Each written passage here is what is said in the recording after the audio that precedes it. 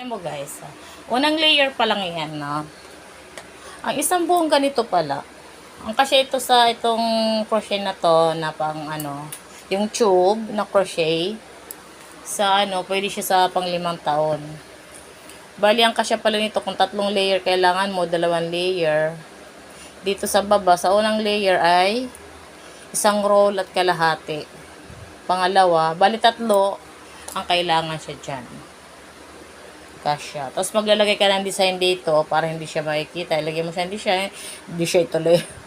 Kahit bulaklak or may nabibili ko, di ka marunong gumawa ng bulaklak, may nabibili naman sa palengke na ano to, so ilalagay mo siya dito. Pero yan mamaya, pag nalagyan ng pangalawang layer yan, kakapal na yan. Hindi na siya, no? Ayan, no? Alam mo ba kung pinaggawaan ko dyan? Wilkins. Bote ng Wilkins yan, oh. Unang layer. Hindi siya kasya, bali bibili pa pala ako. May isa pa naman ako, 2 roll lang kasi binili ko. Binili ko kasi roll na ano ganito. Pero mas maganda pala siya kung yung tela talaga na yerda. Mas makakano ka. Ito kasi hindi ko na kasi kailangan magsukat-sukat, ay diretso gupit na siya. Maganda siya.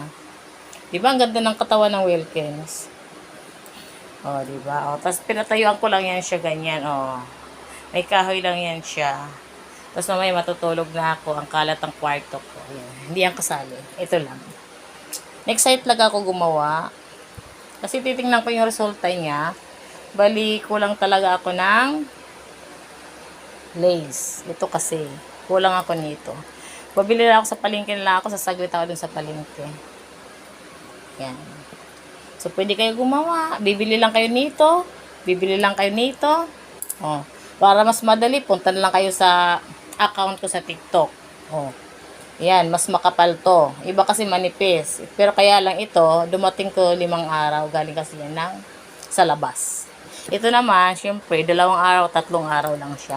Ito ang pinakamatagal. Pero sulit naman siya. Kasi makapal siya eh. Oh. Uunat siya, diba? Umuunat siya. Kaya pwede siya hanggang 5 taon po. Ayan siya. So, ang ganda. Sana pag nalagyan pa yan ng ano, ng isa pang layer. Tapos, 2, 3 layer. Ang ganda siguro. Tapos, lagyan mo siya ng design. Design dito, mga bulaklak. Tapos, dito pinaka ano niya. Dito mo ilalagay yung ano niya. Shoulder niya dito na. Ayan.